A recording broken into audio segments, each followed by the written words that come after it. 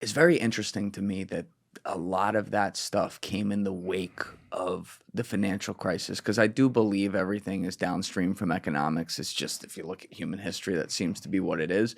But we had this crazy 2000 to 2010 period that kind of kicks off with 9/11, culminates with the financial crisis, and then the ashes that form of that, you get the people like Snowden coming out saying, "Hey, You got to be a self-starter, which I am, and I'm assume you are, because I see other people. Do you have this experience? They go, what do I do? It's like, what do you mean? You can do whatever you want, and that's the beauty of it. And they're just like, tell me what to do. We're living in the best time ever for that too, because and you're honestly like one of the first guys in a lot of ways. You're a part of that first generation, I should say, that came up where it's like, yo, social media is established here, and now this is where people can actually then use that as an outlet to get news reporting out and actually cover the stories. And you don't have to have your credential from the Washington Post to go to places and pick shit up. You can use the tools in front of you. Exactly. People are so black-pilled, people that are critical of media, and that's something I don't agree with them about. Obviously, I hate the Times and everything else too, but like, there's so much possibility now. People are way too pessimistic, in my opinion. Yeah. Now, when you say pessimistic, are you saying pessimistic about its future because of what, I guess the institution has done to itself, or they're pessimistic about the fact that,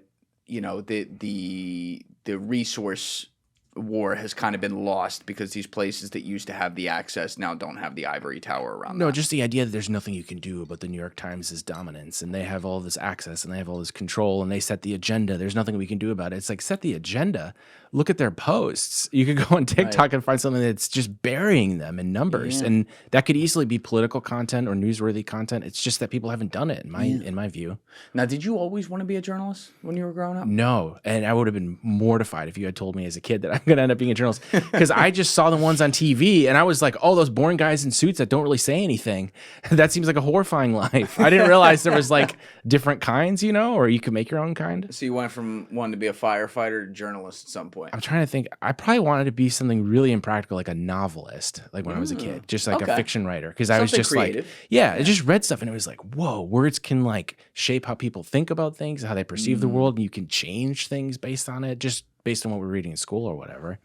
And I grew up and I did actually do some fiction early on, and I realized, and it just felt a little self-indulgent because just all this awful stuff going on. So I thought, okay, I'm already writing. What can I do more pertinent to what I see as like the horrible political situation? What years are we talking? I graduated 2010. It was the middle of like the free fall of the economy. Right. And I had the economics professors who had all these very glib answers for everything suddenly be like, I don't know what's happening. And I'm just like, the elites seem pretty discredited at this point. Maybe we should do something about getting a new leadership. So that would have been right at like the burgeoning of like the Occupy Wall Street movement and Tea Party movement. It's interesting you put that together, because that was exactly what I fed into when I started seeing this stuff. And I'd always perceived that, like, things are unfair, obviously.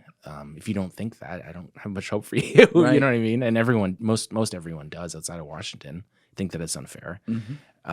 So I saw that and I thought, well, what can, I like writing. What can I do relevant to that? And journalism seemed like the obvious thing. Oh yeah, and then Snowden came out, Glenn Greenwald, who I'm friends with now, reporting on it, and just seeing the effect that putting out primary source documents can have, because no one can ignore it at that point. If you look at the reporting at the time, people knew about the NSA programs and stuff. You could piece this together if you read carefully enough, but they didn't have that primary source documentation to just shove it in their face and be like, look at these things that Wait, are they happening. knew about it though? Yeah. I mean, they had whistleblowers like Bill Binney and Thomas Drake come out prior to it. And you could, if you read very carefully, like Inspector General's reports, things like that, you could kind of get a sense, but it wasn't all laid out for people to just Meaning they didn't know like the existence of the heartbeat thing, or that Snowden actually was able to put a name on. Yeah, I mean, in broad strokes, they know about technology changing, so there being some kind of a mass collection system.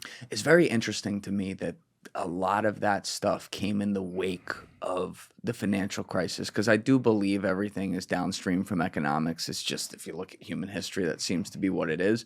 But we had this crazy 2000 to 2010 period that kind of kicks off with 9/11, culminates with the financial crisis, and then the ashes that form of that, you get the people like Snowden coming out saying, hey, all this shit that you thought was like kumbaya coming together, even that was like the good stuff of the early 2000s, it was actually bullshit. It was anti-constitutional, totalitarian. Your favorite politicians were all a part of it. It was this giant cover-up. And now you kick that off, and it's not like you could see this coming, but then that opens up the door for like the outsider, like Trump to come in and these movements to start that I think totally, I mean, I don't think everyone knows it, changed everything about our country politically. Yeah, Snowden's my exact same age. I was just looking this up recently. I read his memoir, and I was struck by how much he looked at the system just sort of collapsing around him, the post 9/11 system, where basically we took the entirety of our economic system and reoriented it towards national security and haven't gone back, by the way, even though Al-Qaeda is no longer the focus that it was. ISIS is no longer the focus that it once was. And I had roughly the same reaction. I mean, I wasn't in the intelligence community, so I couldn't have the reaction that Snowden had, but I was like, man, I should probably do something about this. And that's how I got into journalism. Now, how did you, like at the very beginning, you were totally independent, like doing things on your own. What were you doing? Like I remember my Facebook? first story. I read about FOIA, the Freedom of Information Act, the idea that you could request basically any government document and, pursuant to a number of exemptions and things and games that they play, you can, at least in principle, get back records. I thought that was the coolest thing. And it's something that's unique in a lot of ways to the United States. Not that there aren't other open record statutes in other countries, but it's the most kind of like radical in the U.S. legally, and so in how it's implemented. And so I remember the torture report had just come out detailing the Bush administration's legal justification for torture, or enhanced interrogation, as they would call it. And nice fancy name. Yeah. I filed that FOIA and I remember the attorney that was responsible for it, John Yu was his name. I remember, he was a professor at Cal Berkeley, because I had a friend that went to Berkeley and mentioned that at some point. And I thought, that's a public institution. I could probably FOIA that. So I sent a FOIA request to his office email and found out that he was dodging interviews from media. He didn't want to go on and defend his own program at the time. Oh, you could FOIA that because they received funding from the government. Exactly. Whoa. And that was like my first thing. And then once I got that, I was like, it's on. I want to do more of this.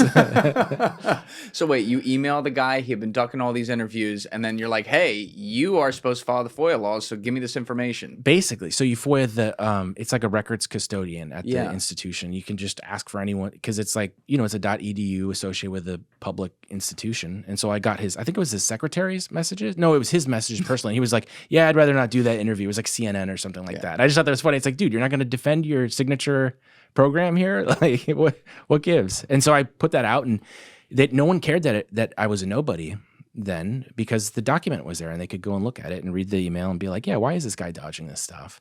Did you put that out like on Twitter or something? Yeah, I just I did a story on it because for some small blog, but I tweeted it and that's how people saw it. Yeah. So how were you making money? Like you'd go to some of these blogs and say, I got a story, just pay me per story kind of deal? Yeah, it was all extremely like ad hoc. I would just be like, hey, check this out. Like, don't you want this?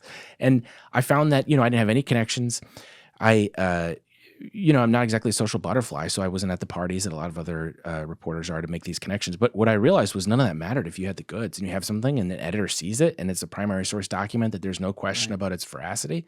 They get excited about that, and I get excited about it too. So that was sort of the beginning. Yeah, you were telling me off camera right before, and we didn't go into detail, how nowadays, like especially with how old school journalism school is, it hasn't changed in a lot of ways over the past decades. Like, they're teaching a lot of bad habits there, in your opinion, whereas you had to teach yourself and come out and make yourself a journalist, and you think that helped you do your job a lot better. Why do you say that? What's the juxtaposition there? Oh, totally. I have so many younger reporters coming to me for advice, people that are in journalism school or recently graduated. When I see what they were taught, I see a system that's almost like one of those mosquitoes in like Jurassic Park, just like frozen in amber from like 1 trillion years ago. It's kind of like, you can see how this advice would have been useful like pre-internet or even the beginning of the internet, but how just inadequate it is to the times. And so my just jerry-rigging my system to figure out how to find things wasn't informed by any of these sort of, it's like when they teach you in school the scientific method. And you talk to an actual scientist, none of it works that way. Right. Like you're not going through these 4 steps or whatever. You more use common sense. And so that's what I use as a process to find these things. You'll find I get so many reporters in my DMs asking me for help with FOIA. And, I always try to oblige, but it's like, they don't teach this stuff. Like that's an important skill to be able to understand. And what they do teach is kind of the equivalent of the scientific method, but for journalism, the journalism method. And it's like, again, that was something that might have been more pertinent before. And even then, I still don't think it would have been very useful because everything's moving so fast. Things are changing so quickly.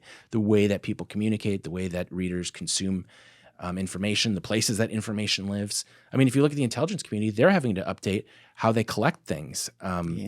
They just released an open source intelligence strategy for the first time ever, I think last year. And it details, it's basically, they've got to collect information from all of the different social media buckets that exist and that didn't exist 3 years ago. I mean, there's Blue Sky, Twitter, Facebook, Instagram. I mean, it goes on and on. So they're responding to it fairly quickly. And on the other hand, the media is like completely out to lunch. And it's a shame because the national security state is running circles around the media because they can't keep up with them in this respect.